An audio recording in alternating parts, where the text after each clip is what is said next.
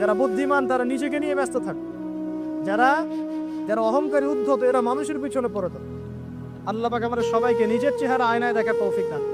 যার যার কবরে তাকে তাকে চোখা, নিজের আমল নিয়ে ফিকির করে, নিজের কবর নিয়ে ফিকির করে, অন্যের দিকে চোখ দেওয়া বন্ধ করেন, আগে নিজের কবর ফিকির। আল্লাহ পাক সবাইকে তৌফিক এনায়েত দিন।